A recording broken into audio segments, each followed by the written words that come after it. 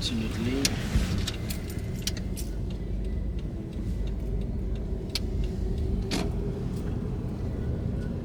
Straight.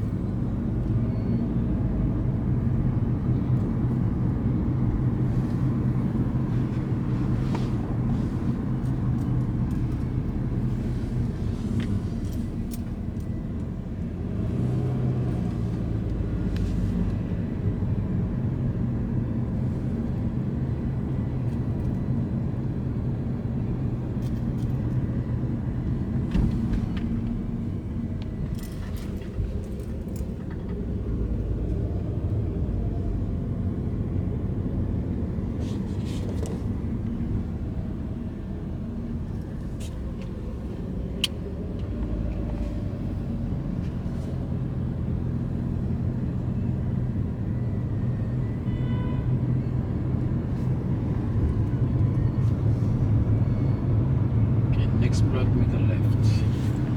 Yeah.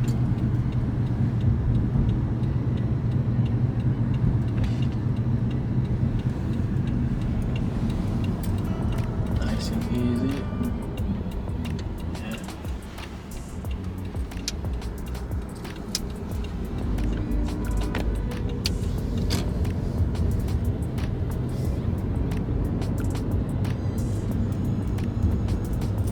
All right. Yeah, straight.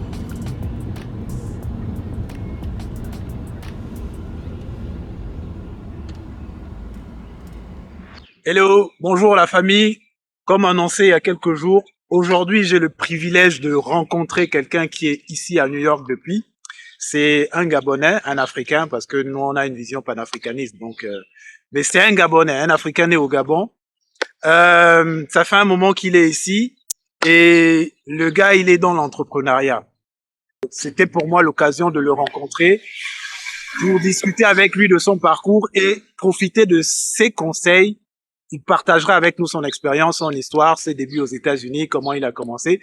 Donc, sans plus tarder, je vous présente Lewis. Lewis, bonsoir. Bonsoir Marvin, comment vas-tu? Ça va, bro? Good, Tranquille. good, good. Il fait beau à New York chez vous, hein? Yeah, il fait beau. Nous sommes en, tu vois, qu'on a un t-shirt et tout. Yeah, yeah, yeah. Je suis arrivé à la bonne période. D'accord. Yeah. Il fait pas trop frais, il fait pas trop chaud. That's Donc, right. c'est le bon moment. Ok, Lewis, comme on disait, on va parler de toi. Tu es un entrepreneur gabonais. L'idée aussi derrière cette vidéo, c'est que il y a des entrepreneurs gabonais, mais qui sont très peu connus. Yeah. On les connaît très peu. Et moi, à travers la chaîne, je vais faire en sorte de rencontrer ceux que je pourrais rencontrer pour partager leur histoire, pour partager leur business, leurs conseils avec ceux des autres Gabonais qui pensent que on peut aussi faire des choses comme les autres communautés. Donc, je te laisse te présenter rapidement pour ceux qui ne te connaissent pas encore. Bah, moi, c'est Lewis Boumou. Je suis gabonais. Je suis né au Gabon. Ça fait 8 ans que je suis là déjà. L'année prochaine, ça fera 9 ans. Et je suis moniteur. Moniteur, je donne les cours de conduite. I'm a private driving instructor, comme on dit en anglais. Ok, Donc, je donne les cours de conduite. J'ai commencé ça depuis 2017. C'est-à-dire quand j'ai eu mes documents, parce que comme vous savez, on est aux États-Unis, quand on vient d'arriver, on cherche d'abord les documents. Yeah. Alors, quand j'ai eu mes documents, je suis allé passer mon permis de conduire. Et mon moniteur, moi je conduis depuis longtemps en fait, depuis le Gabon je conduis. Mon moniteur, il a remarqué que je conduisais très bien. Ok. Alors, il m'a envoyé à l'examen. C'était one shot. Le premier tour, je l'ai eu Validé directement. d'un coup, quoi. Directement. Et je suis rentré à la maison, je crois, une semaine plus tard. Ok. Je vois un numéro qui m'appelle, on me dit c'est tel, je vais pas faire la publicité, c'est tel driving school. Yes. Je suis le boss d'ici. Je dis oui. Vous avez passé votre driver license? Je dis oui. Au premier tour, je dis oui. Ben, il m'a dit, est-ce que ça vous intéresse de donner des cours de conduite? Je dis, ah, moi, j'ai jamais fait ça, hein. Yeah. Il dit, il me dit, mais si on vous On vous forme. forme un peu. Je dis oui. Et comme je viens d'avoir les papiers, je cherchais du boulot aussi en même temps. Ok. Ok. Alors, je vais t'interrompre un peu. On va en venir. Garde le fil de ton idée. Yeah. Je veux qu'on parte de tes débuts ici, d'accord? Quand tu es arrivé, par quel job tu es passé, qu'est-ce que tu as commencé à faire, etc. Ok. Quand je suis arrivé, j'ai atterri à DC, Ok. dans le Maryland. Yeah. Chez la grande sœur que je salue au passage déjà, Mireille Lisségué. Ok. Coucou la grande. Coucou Mireille. Yeah. Donc j'ai fait mon petit temps là-bas. Bon, c'était pas trop ça. Donc j'ai dû replier à New York. Non, Atlanta. Atlanta, ok. Atlanta. AT. ATL. Un One Love à Aubin. Wilson, le russe. Et à tous les frangins Otis également. So, je suis arrivé à Atlanta, j'ai travaillé dans un warehouse, ce qu'on appelle en français les entrepôts, je crois. Ok. Les entrepôts. Là-bas, j'étais dans le recyclage des outils informatiques. Tout ce qui était outils informatiques, on recyclait. Ok. Donc, c'était pas facile, je t'assure. Après Atlanta, j'ai fait peut-être 4 mois sur ETL. Ok. Après, je suis venu à New York. À New York, voilà, on a commencé dans les restaurants, les assiettes, tout ça, la plonge. La plonge, ouais. La plonge.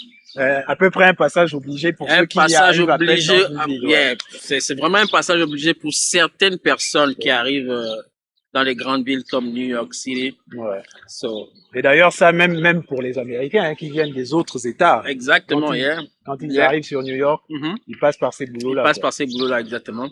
Ouais. Donc après ça, bon, les choses ont évolué doucement, jusqu'à ce que j'ai obtenu les papiers en 2016. Ok. Et c'est de là tout est parti. D'accord. Et donc après, tu disais tantôt que après le passage de ton permis américain, tu as été contacté par cette école par laquelle tu es passé. Par le boss, il m'a contacté, il m'a dit bon, si je lui ai dit que je ne connaissais, je n'avais jamais donné de cours de conduite. Yes, ouais. Il m'a dit mais si on te forme, j'ai dit ok, si on me forme, je peux. Ok.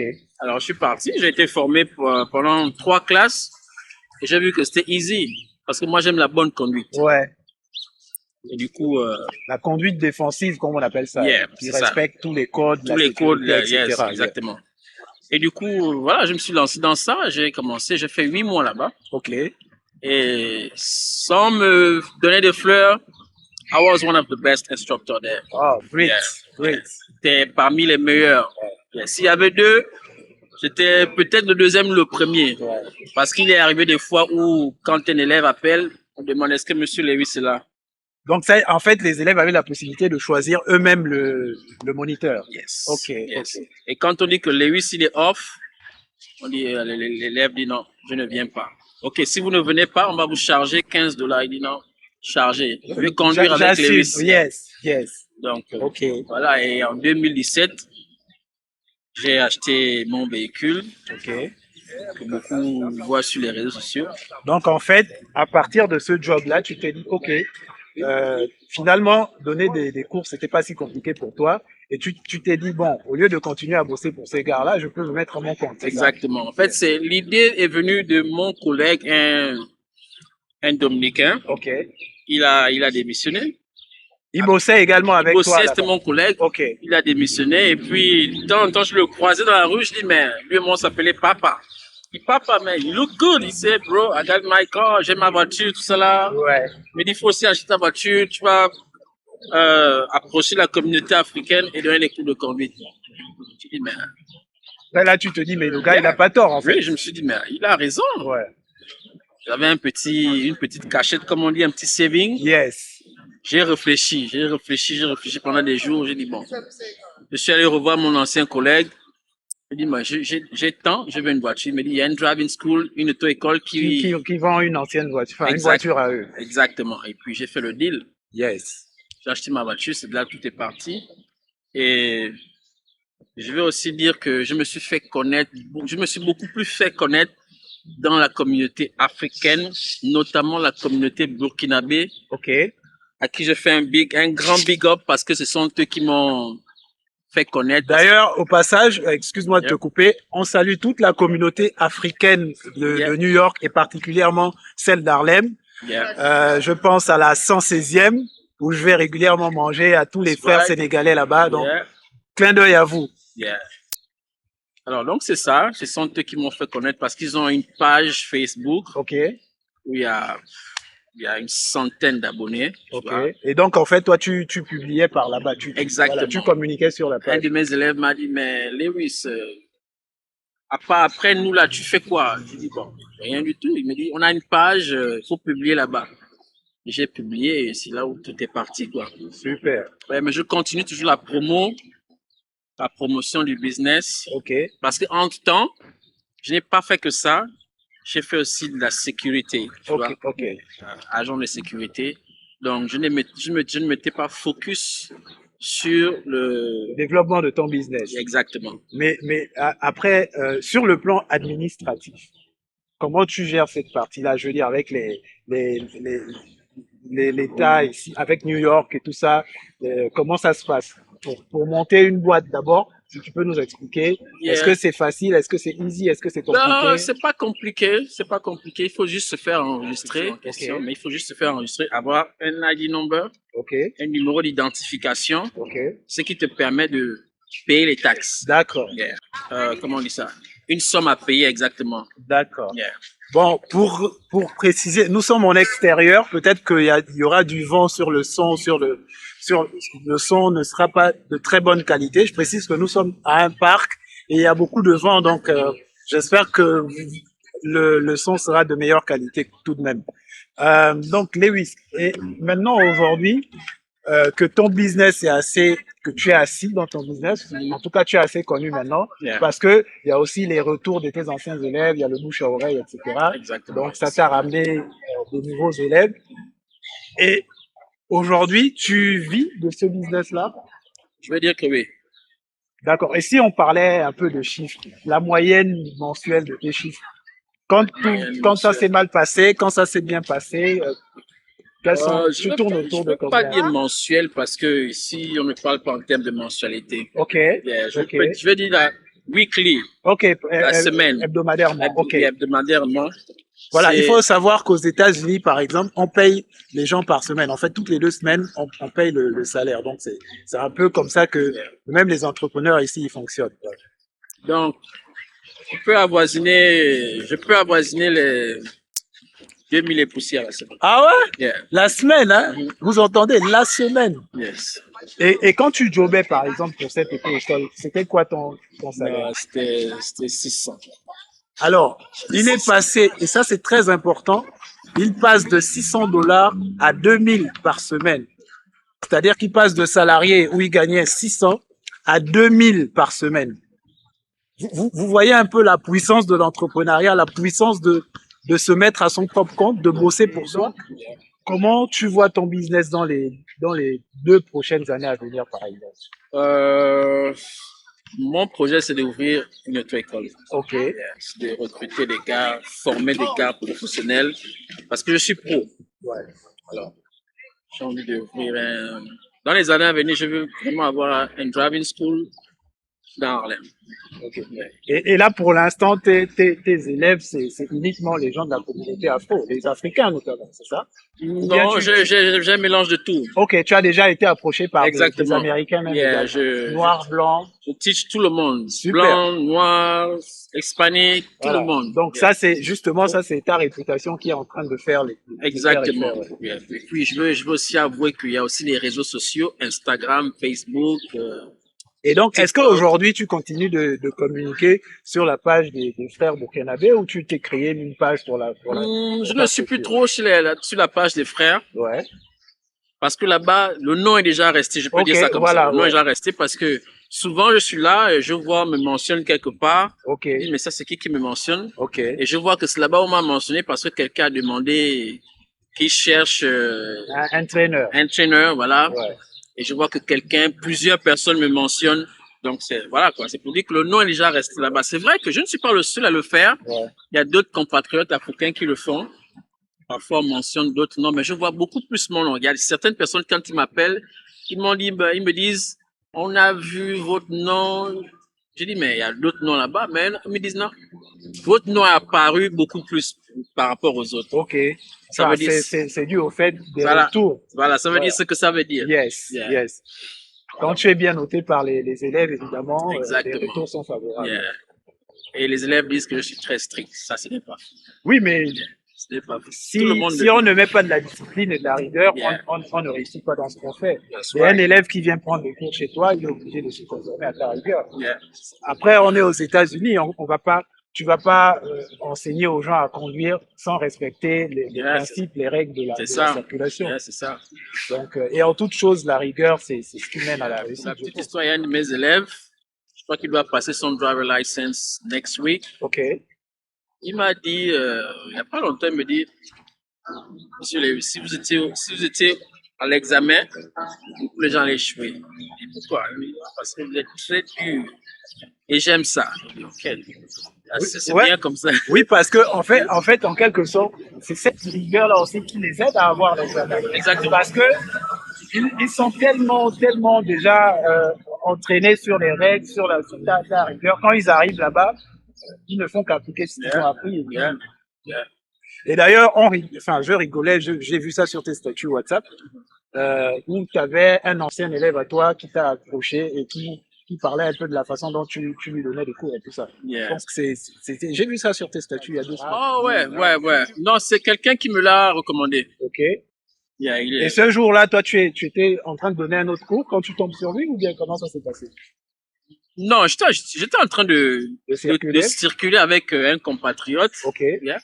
Et du coup, il nous a croisés. On s'est croisés sur la célèbre 116. Yes. Il a commencé à... La 116, pour la petite histoire, là-bas, on appelle ça même Little Sénégal, petit Sénégal. Yeah. Il y a beaucoup de, bon, pas que des Sénégalais, il y a beaucoup de frères d'Afrique de l'Ouest notamment. Voilà. Yeah. Donc, du coup, on était au feu rouge. Et puis, je dis à mon frangin de la voiture, ça c'est mon ancien élève. Je klaxonne un peu. Et puis, il a commencé à parler tout ce que tu as entendu sur le truc là. Yes. C'était vraiment naturellement qu'il parlait, quoi, tu vois. Ouais. Après, il a dit non, ne bouge pas. Je dis, il allait chez le boutiquier, il a pris 10 $. Il m'a donné les dents. Ça, c'est pour toi. Il m'a dit, je ne sais pas comment. La vidéo était même longue. Ouais, tu as juste pris un petit bout. Il me dit, je sais pas comment te remercier. D'ailleurs, etc. on va peut-être voir comment mettre ça, ce témoignage de son élève, une partie, pour vous montrer que le gars, sa réputation l'a précédé, quoi. Yeah. It was a heavy rain. It was raining like motherfuckers. I'm sorry for cursing, right? No, I understand. And then I took the wheel. As soon as I finished, the lady said, "Thank you. You done a great job." Ah, that's good. It was a heavy rain. You couldn't even see forward. I couldn't even see 10, 15 meters from where I am actually. Yeah. Heavy. Actually, that day, almost I'm gonna give up. Okay. Trust me. But listen, thanks is my instructors. He knows, you know, I was ready, and then he told me, "You are ready. Go get your, you know, road test." I was like, "Okay, I'm going for it," and I made it. That's good. Yeah. All right. This guy is one of the best. All right. Yeah. Yes. That's good. Yo, salut à tout le monde, Je viens de rencontrer un de mes anciens élèves, le voilà, Joseph, Mr. Joseph. Tu as quelque chose à dire au peuple? Hey, ouais les amis, c'est mon grand patron, c'est lui qui m'a aidé. Vraiment, il m'a aidé bien. Si vous voulez, faut venir. Ok, merci Joseph. So this is Alan here. I'm with Lewis. He's definitely great. He's super patient, a fantastic instructor. Please come here. I like driving with Lewis. He's a great instructor. He's about safety. He's making sure he's giving me tips to pass the road test, which gets me excited about driving and makes me confident that I'm driving not only the right way, but I'm driving safely on the road. So call Lewis if you want to pass this road test. That's the man you need to call, like right now. You should be calling right now. Call him. Hey, hello. So I'm here with Lewis, getting some driving lessons, and I really recommend him. I already feel comfortable on the streets, New York City streets. It's a tough thing, but yeah, he gives you confidence, and it's great. Come and check it out. Yo, what's up, people? I'm right here with Miss Jasmine. That's her first lesson today. I think she got something to say. Go ahead, girl. Hey guys, so this was my first lesson with Lewis, and I have to say it was very, very calming, very encouraging compared to other driving lessons I've had where, you know, I would be very nervous and have some anxiety, but he reassured me to just, you know, stay calm, take my time, you know, don't worry about, you know, the other drivers, you know, just take your time because that's how you learn. And he's very patient, which is a big thing for me. So I really appreciated him in this lesson, and you guys should definitely book and learn with him. Okay, thank you, Jasmine. You're welcome. Thank you. Hello, everybody. I'm right here again with my student, Mr. Bilal. Yes, sir. He did his road test today. I think he's gonna say something about it. Yeah, today I took my road test. It was really short, only like less than 10 minutes. And I looked back today at 6 o'clock and I passed today. First try, it was really good. I don't even think I even had any faults, just one. It was good. The lessons, 100% helped. 100% helped. Good. If it wasn't for the private lessons, I don't think I even would have did it correctly because I had way more time practicing with you than I did with the other school. Okay. Yeah, so 1 hour classes, it was super good. Super good. Okay, cool. So congratulations again. Thank you. I He appreciate got it. his road test. He's a good driver right now. Il a eu son driver license. Okay, congratulations again, brother. Thank you. Yeah, moi-même, une fois sur la 132 et Adam Clinton Powell, Yes. j'étais debout, je sais pas ce que je faisais là-bas, et puis je vois quelqu'un qui gare une belle voiture. Ok. Ok, c'est une belle voiture. Et je vois, il vient me tendre la main. Je le salue, il me dit, tu me reconnais pas? Je dis non. C'est toi qui m'as appris à conduire en 2018. Waouh. Waouh. Je te dis, ok, excuse-moi mon frère, je me rappelle plus. Ouais, c'est pas comme si je le faisais exprès, en fait. Yeah, C'est pas yeah, que je yeah, reconnais. that's right. Les Gabonais de la diaspora sont très peu connus dans l'entrepreneuriat. En France, il y en a quelques-uns. Ici, aux États-Unis. Est-ce que toi, tu connais d'autres Gabonais ici qui sont à leur propre compte, quel que soit le secteur, mais qui sont vraiment à leur propre compte, qui sont dans l'entrepreneuriat? Il y en a certainement, mais très honnêtement, je n'en connais pas. Je n'en connais pas. Mais je sais qu'il y en a. On m'a parlé d'une compatriote qui a un salon de coiffure, mais je ne la connais pas. Je ne la connais pas. Mais il y en a, il y en a. Et selon toi, qu'est-ce qui explique le fait que les Gabonais ne se lancent pas dans l'entrepreneuriat quand ils sont...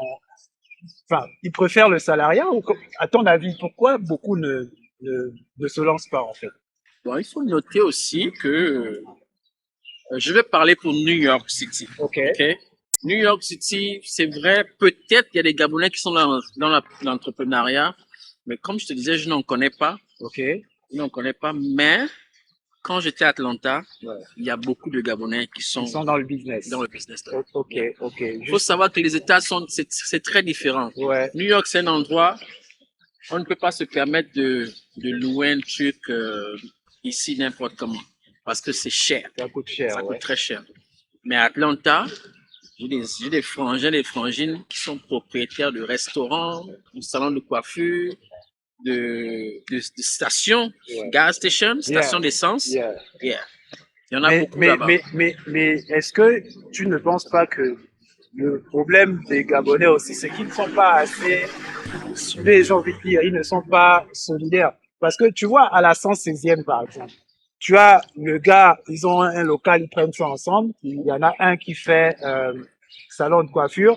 D'ailleurs, je salue le coiffeur le plus bon de la 116e. Voilà. Et donc, là-bas, ce qui se passe, par exemple, lui, c'est que lui, ils ont un local ensemble. Il a le salon, l'autre, il fait dans, je crois, le transfert d'argent. Le transfert d'argent et téléphone aussi. Voilà, téléphone.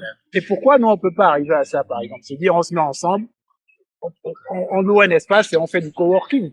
Ben, comme je te disais au départ, c'est par rapport à New York. Ok. Voilà, je t'assure que Le rent ici, là, ce n'est pas la joie. C'est élevé, ouais. Ce n'est pas la joie. Ok. C'est vraiment pas la joie. Donc, c'est pourquoi beaucoup de Dans personnes. les autres États où c'est moins coûteux. Oui, dans les autres États, comme je te disais, dans les autres États, c'est moins cher. J'ai vu des gens dans les autres États avec, ils sont propriétaires d'un local. Ok. L'autre fait notary, Yes. légaliser les documents. Yeah. L'autre a le salon de coiffure. L'autre a un petit truc à côté. Et ils supportent les charges, en fait. C'est Exactement. allégé, quoi. Yeah. Mais ici, on va te payer d'un loyer 3, 4, 5 000 $ le mois. Ouais. Surtout quand tu démarres, Exactement. c'est difficile, Ouais. quoi. Mais il y a quelques compatriotes ici, là, ils font beaucoup plus dans de l'import-export. Ok. Yeah. Les compatriotes que je connais font j'ai deux frangins qui sont dans ça. Ok. Un frangin, une frangine, Et ils exportent quoi je suppose, vers l'Afrique, en fait. notamment beaucoup plus vers le Gabon. Vers le Gabon. Et Yes. qu'est-ce qu'ils exportent comme produit, là? Des fringues. Ok. Des fringues. Exactement. Ouais. Un besoin particulier, faire des courses, tout ça là. Il fait les courses et puis Voilà, il fait une dans le facture, bateau. en fait. Yeah. Ok. Mais dire que on a Des gars qui sont structurés, et non, tout ça. non. D'ailleurs, tu sais, moi, je suis allé régulièrement manger à Baobab, là. C'est le resto sénégalais qui est sur la 116e. Mhm. On mange très bien. La cuisine est bonne, l'hygiène est là. Mais moi, j'ai eu une question, c'est que pourquoi, même quand on est ici, après autant d'années, on ne pense pas avoir, ouvrir, par exemple, sur Manhattan, sur Madison Avenue, par exemple. Pourquoi les Africains, on se limite dans notre petit cercle où il y a notre communauté? Est-ce que tu penses que aujourd'hui, ces gens-là ne méritent pas d'être aussi installés sur Madison Avenue, par exemple? J'ai souvent vu des restaurants africains Ok, sur Manhattan, mais ils ne sont pas beaucoup. d'accord. Ils ne sont pas beaucoup. Comme je disais, le loyer est très élevé. Ouais. Et puis, c'est un endroit où il y a beaucoup plus de personnes. Je ne sais pas comment expliquer ça, mais le choix de Harlem, Yeah. du Bronx, parce qu'il y a beaucoup La d'Africains. communauté, oui, d'Afro. Oui, c'est-à-dire que comme c'est d'abord si on reste dans la restauration, Mhm. ce sont des mets africains, donc Yeah. on destine ça. Mais moi, je vois, par exemple, ceux qui vont bouffer là-bas, il y a aussi un peu des Américains blancs même, en fait. Yes. Généralement, ce sont des touristes. Ok. Mais Ce sont des personnes qui connaissent déjà la nourriture africaine. d'accord, ouais, qui ont découvert ça et qui ont... Parce que tu sais, pour la petite histoire, si tu prends nos amis les Chinois, par exemple, Mhm. ils arrivent à s'imposer. C'est pour ça qu'ils ont des Chinatown un peu partout. Ils vont. Mhm. Et après, dans les Chinatown, ils ont des restaurants, ils ont des magasins, mais qui sont fréquentés un peu par tout le monde. En fait, ce que je veux dire par là, c'est que nous, les Africains aussi, il faut qu'on arrive à se dire, bon, quand on arrive quelque part, faut plus juste qu'on reste cantonné dans nos Cantonné, endroits, nos 116e street, etc., quoi.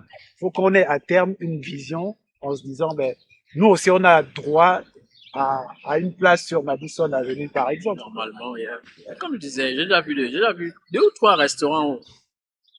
J'étais impressionné quand j'ai vu ces restaurants-là. Ok. Impressionné et fier en même temps. Bien tu vois. sûr, c'est surtout le sentiment de Yeah. fierté, parce Mhm. que New York, c'est l'une des grandes métropoles au monde, Right, et yeah. voir une enseigne africaine, ça fait toujours plaisir, Yeah. quoi. J'ai vu. Le premier restaurant que j'ai vu, c'était un restaurant sénégalais. Très grand restaurant. Alors, Lewis, maintenant, j'aimerais qu'on aborde un aspect très important, parce que il y en a qui ne comprennent pas que entreprendre, c'est dur au début, mais une fois qu'on a bossé et que le business a commencé à prendre, on devient content, un peu comme toi. D'ailleurs, cette voiture, il vient de l'acheter. Je vous la montrerai là, la voiture. Il vient juste de l'acheter. Il a remplacé la première voiture qu'il avait. Il a acheté une voiture. Mais je ne pense pas qu'il l'aurait fait s'il continuait à bosser pour cette école de conduite. Donc, le gars est passé de $600 par semaine à $2000 par semaine en se mettant à son propre compte.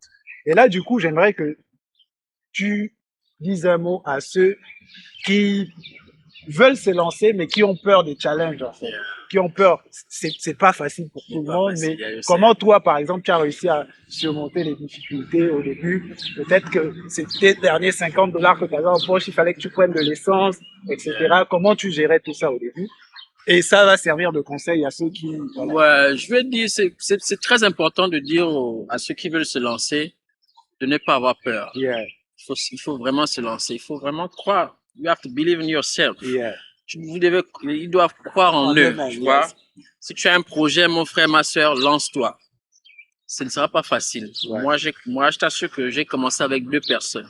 Tu vois, 2 personnes. Après, j'étais arrivé à un niveau, ça c'est une confidence. J'étais arrivé à un niveau où je ne voulais plus décrocher au téléphone. OK. Et quelqu'un sur la page des compatriotes, des frères africains là, a dit il aime trop faire le malin, il ne décroche pas au téléphone. Oh là là. J'étais obligé Un d'aller commentaire, en fait. un commentaire. OK. J'étais obligé d'aller m'excuser. Oui, parce que publiquement. ça te grillait quand même. Exactement. Et surtout que dans ton business, le client que tu as déjà formé ne revient pas. Il a fait sa formation. Yeah. Donc, tu es obligé à chaque fois de courir après de nouveaux clients, entre That's guillemets. right, yes, c'est ça Voilà. même. Et donc, Donc, un tel commentaire, c'était pour te griller carrément. Exactement. Donc, comme je te disais, j'ai dû présenter des excuses publiques. OK. Le commentaire, la personne qui a commenté avait tout à fait raison. Ouais.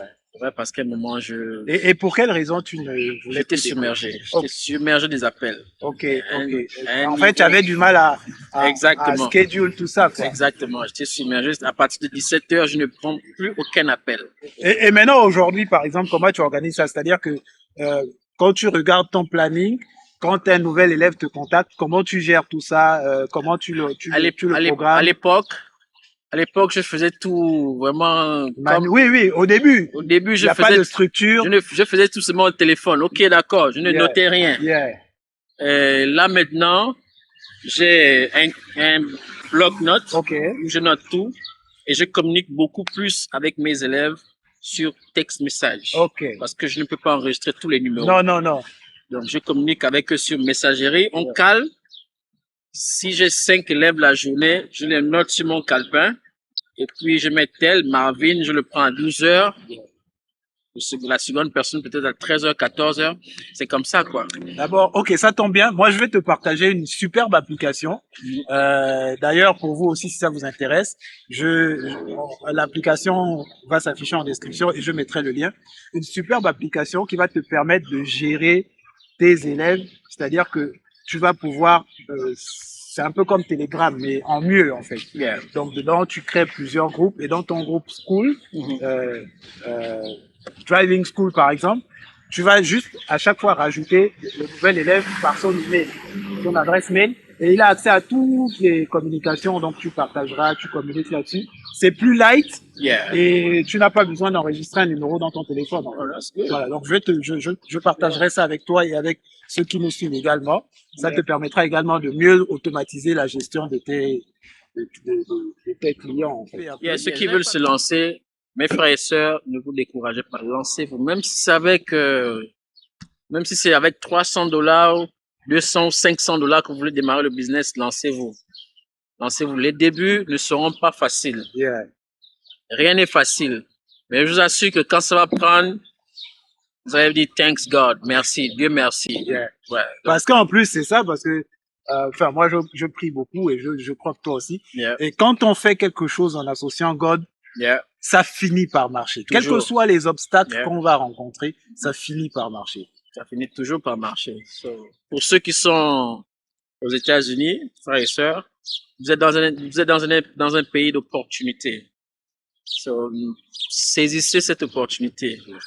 Avec ou sans document, vous pouvez ouvrir un business. Ne vous découragez pas, quoi. On commence toujours petit, à la fin, On grandit. on grandit. Ok, Lewis, on arrive à la fin de notre interview. Donc, je vais te laisser le mot de fin avant de conclure. Bah, juste te dire merci parce que c'est la première fois qu'un compatriote vienne m'interviewer par rapport à mon business. Yeah. Je suis vraiment honoré, mon frère. Et vraiment bon courage à toi. Merci. Et vraiment bon courage à toi. Et puis, bon retour au pays. Merci beaucoup. Je salue tout le monde du pays. Je ne manquerai pas en tout cas. En tout cas, voilà, ça a été un plaisir parce que, comme vous savez, la chaîne, elle a quelques mois d'existence seulement. Il n'y avait pas encore du gros contenu dessus. Et l'idée derrière cette chaîne, c'est, comme je le dis souvent, c'est de faire en sorte de partager tout ce qui peut aider les hommes avec un grand H à devenir une meilleure version d'eux-mêmes. Et la phase qu'on vient de commencer, parce que pour la petite histoire, c'est le premier invité, donc c'est la première interview. D'ailleurs, elle sera même pas encore parfaite parce qu'on a tout fait à l'impro. Hein. On n'avait rien calé, on n'a rien prévu. Il avait son élève là, on s'est dit bon, moi je pars demain sur Washington. Comment on fait pour se retrouver? Et puis là, on était avec son élève tout à l'heure, on s'est posé. Donc, vous voyez que même la structure des questions, il n'y a aucune structure. On est allé dans tous les sens. Mais voilà, c'est aussi ça, le fait de commencer et puis on s'améliore avec le temps. Donc, merci à toi, Lewis. Tu es le premier invité de la chaîne. C'est historique, ça. C'est vraiment historique. Historique. Parce que quand la chaîne va boum, voilà. je vais dire, j'étais le premier invité. Et ton interview sera toujours là en première ligne. Donc, voilà. Merci à toi, Lewis, et bon courage. Et, écoute, dans les prochains mois, je reviendrai prendre des nouvelles de ton entreprise surtout. Donc voilà, ça c'est le nom de l'entreprise de mon frère Lewis, de notre frère Lewis. Ok, c'est un peu recto verso.